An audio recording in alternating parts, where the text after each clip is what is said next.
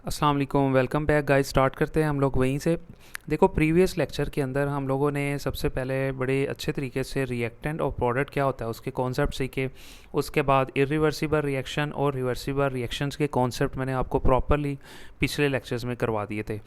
और रिएक्टेंट और प्रोडक्ट की डेफिनेशन को मैंने यहाँ से रीड करवा दिया, तो मैं दोबारा एक बार अच्छे से फिर रीड करवा देता हूँ कि सिंपल कोई भी केमिकल रिएक्शन है उसके अंदर वो चीज़ें, सब्सटेंस का मतलब वो चीज़ें जो कंबाइन, जो इकट्ठी होती हैं, आपस में एक दूसरे से रिएक्ट करती हैं, उन्हें कहते हैं रिएक्टेंट।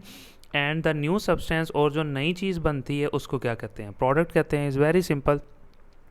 जैसा कि मैंने आपको पहले भी बताया कि हाइड्रोजन गैस और ऑक्सीजन गैस ये दोनों क्योंकि आपस में रिएक्ट कर रही हैं, ये रिएक्टेंट है। एंड कंबाइन, ठीक है, और जब इकट्ठी हुई हैं दोनों मिलके उन्होंने एक नई चीज़ बनाई है जिसको हम लोग क्या कहेंगे? H2O, और वो हमारा प्रोडक्ट है। Is very simple. आगे मैंने इक्वेशन आपको प्रीवियस लेक्चर में बड़े अच्छे तरीके से समझा दी थी, ठीक है। तो ये आपको आई होप कि अच्छे से समझ आ गया होगा। पहले मैं आपको इंग्लिश मीडियम वालों को प्रॉपरली रीड करवा देता हूँ और उसके बाद उर्दू मीडियम वालों को। उसके बाद फिर सबसे ज़्यादा आप यहाँ से कर सकते हो इरिवर्सिबल रिएक्शन और रिवर्सिबल रिएक्शन की। सबसे पहले यहाँ से इरिवर्सिबल रिएक्शन है। आपको मैंने आगे भी प्रीवियस लेक्चर में बताया था कि इरिवर्सिबल रिएक्शन ऐसा होता है जिसमें रिएक्टेंट से प्रोडक्ट बनते हैं लेकिन प्रोडक्ट दोबारा टूटते नहीं हैं, प्रोडक्ट से दोबारा रिएक्टेंट नहीं बनते। उसकी डेफिनेशन हम लोग पढ़ लेते हैं। मोस्ट ऑफ द रिएक्शन, ज़्यादातर रिएक्शन इन विच जिसमें प्रोडक्ट जो होते हैं ना, डू नॉट रिकम्बाइन, यानी कि प्रोडक्ट दोबारा नहीं टूटते टू फॉर्म बनाने के लिए रिएक्टेंट। इज़ वेरी सिंपल कि ये प्रोडक्ट, अब रिएक्टेंट से प्रोडक्ट तो बन गया है लेकिन अब ये दोबारा टूटेगा नहीं प्रोडक्ट से दोबारा, यानी ये हाइड्रोजन गैस और ऑक्सीजन गैस में दोबारा कन्वर्ट नहीं होगा। सो ऐसे रिएक्शन को हम लोग कहते हैं इरिवर्सिबल रिएक्शन, के दोबारा रिवर्स नहीं हो सकता। तो जैसा कि मैंने आपको आगे भी कहा, they are suppose to be complete, और ये माना जाता है कि ये कम्प्लीट हो जाते हैं, यानी कि इज़ वेरी सिंपल, रिएक्टेंट से प्रोडक्ट बन जाता है और इसका मतलब ये रिएक्शन कंप्लीट होता है। एंड आर रिप्रेजेंटिंग, और इसको हम लोग इस रिएक्शन को जाहिर करते हैं, रिप्रेजेंट का मतलब जाहिर करते हैं, बाय पुटिंग लगा के अ सिंगल एरो, सिर्फ एक सिंगल एरो हम लोग लगा देते हैं। कहाँ लगाते हैं? Between reactants and product, reactant और प्रोडक्ट के दरमियान में हम लोग एक सिंगल एरो लगा देते हैं जिससे हम लोगों को इस रिएक्शन की, जो कि इरिवर्सिबल रिएक्शन है, इसकी पहचान हो जाती है। अगर आप लोगों को शॉर्ट क्वेश्चन है एग्जाम में, इरिवर्सिबल रिएक्शन किसे कहते हैं, तो इज़ वेरी सिंपल, यहाँ से यहाँ इसकी ये डेफिनेशन कंप्लीट हो जाएगी, ठीक है। उसके बाद हम लोग बात कर लेते हैं जी रिवर्सिबल रिएक्शन। वो यहाँ से शुरू होगी, यहाँ आप खुद से लिख लें, दा लिख लें और ये वाला आप कटिंग कर दें यहाँ से। द रिएक्शन, वो रिएक्शंस इन विच जिसमें प्रोडक्ट कैन रिकम्बाइन, यानी कि प्रोडक्ट टूट सकता है दोबारा, क्या बनाने के लिए? टू फॉर्म रिएक्टेंट्स, रिएक्टेंट बनाने के लिए। यानी कि एक ऐसा रिएक्शन जिसमें रिएक्टेंट से प्रोडक्ट बनेगा और प्रोडक्ट टूट जाएगा और टूट के दोबारा फिर रिकम्बाइन हो जाएगा और क्या बनाएगा? दोबारा फिर रिएक्टेंट बना देगा, और उसको क्या कहेंगे? ऐसे रिएक्शन को रिवर्सिबल रिएक्शन, यानी रिवर्सिबल रिएक्शन का मतलब कि जो दोबारा प्रोडक्ट से रिएक्टेंट बना ले। These reactions never go to completion, ये रिएक्शन मैंने आपको जैसा कि आगे भी कॉन्सेप्ट देते हुए समझाया कि ये रिएक्शन कभी कंप्लीट नहीं होता, यानी रिएक्टेंट से प्रोडक्ट बनते हैं और प्रोडक्ट से फिर रिएक्टेंट बनते हैं। सो अगर आपसे पूछे भी कौन सा ऐसा रिएक्शन है जो कंप्लीट नहीं होता, तो आपके माइंड में होना चाहिए कि वो रिवर्सिबल रिएक्शन है। उसके बाद जैसा कि मैंने आपको आगे बताया कि they are represented by a double arrow. अगर हम ये चाहते हैं कि इस रिएक्शन को हम लोग शो करें तो हम डबल एरो लगा के शो करते हैं। यू नो कि ये डबल एरो कहाँ लगाना होता है? बिटवीन रिएक्टेंट एंड प्रोडक्ट, यानी रिएक्टेंट और प्रोडक्ट के दरमियान में आपने डबल एरो लगाना है। जब आप डबल एरो लगा लेंगे तो इससे पता चल जाएगा कि ये जो रिएक्शन था ये रिवर्सिबल है। डबल ऊपर वाले एरो का मतलब कि रिएक्टेंट से प्रोडक्ट बना, नीचे वाले एरो का मतलब कि प्रोडक्ट से दोबारा रिएक्टेंट बना। यहाँ पे डेफिनेशन कंप्लीट हो जाती है। अगर आपसे पूछता है कि रिवर्सिबल रिएक्शन की डेफिनेशन क्या है, इज़ वेरी सिंपल, यहाँ से लेके यहाँ तक यहाँ पे ये कंप्लीट हो जाती है। सो इस लेक्चर्स में हम लोगों ने ये तीनों डेफिनेशंस और अच्छे से हम लोगों ने कवर की।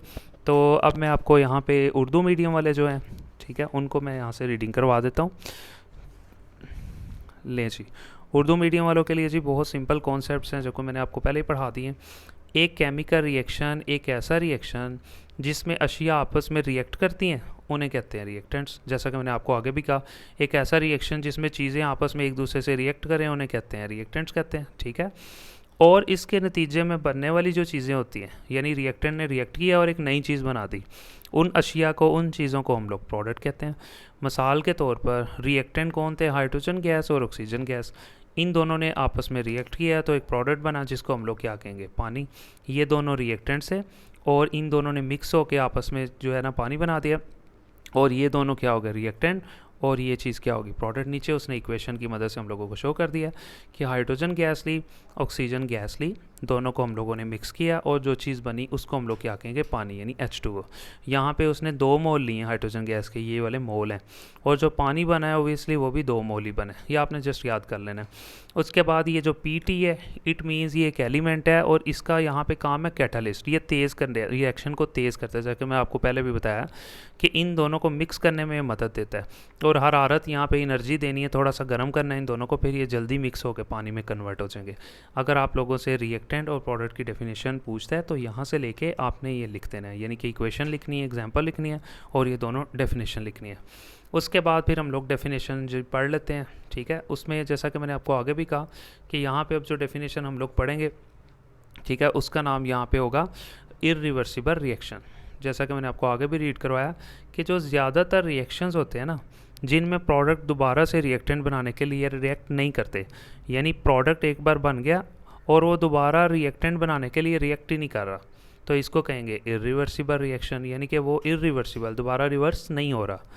इन रिएक्शन को तकमील शुदा माना जाता है, यानी कि ये रिएक्शन तकमील हो जाते हैं, मुकम्मल हो जाते हैं, और इन्हें रिएक्टेंट्स और प्रोडक्ट के दरमियान एक तीर से जाहिर किया जाता है, यानी ये रिएक्टेंट है, ये प्रोडक्ट है, इन दोनों के दरमियान में एक तीर से, जैसा कि ये शो किया हुआ है, एक तीर से जाहिर किया जाता है। यहाँ तक ये डेफिनेशन हो गया जी इरिवर्सिबल रिएक्शन की, उर्दू मीडियम वालों की।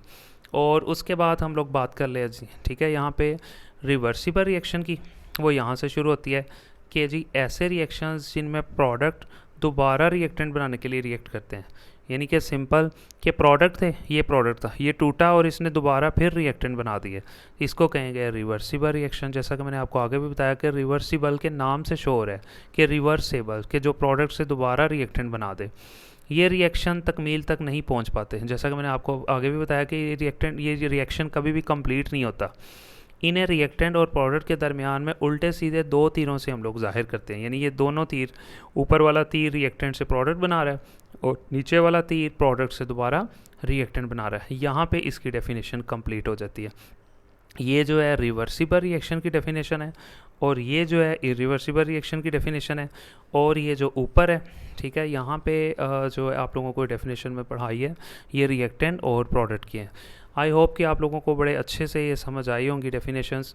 तो आप लोगों से रिक्वेस्ट है कि काइंडली चैनल को सब्सक्राइब कर दें, क्योंकि बड़ी मेहनत से वीडियोस बनती हैं, और जो है अपने दोस्तों को लाजमी शेयर करें लिंक, ताकि ज़्यादा से ज़्यादा स्टूडेंट्स जो हैं जिन्हें केमिस्ट्री बहुत ज़्यादा मुश्किल लगती है और ओबियसली थोड़ी है भी, तो उनके लिए थोड़ा आसान हो जाए। जी थैंक यू सो मच, बहुत शुक्रिया, मिलते हैं नेक्स्ट वीडियो में।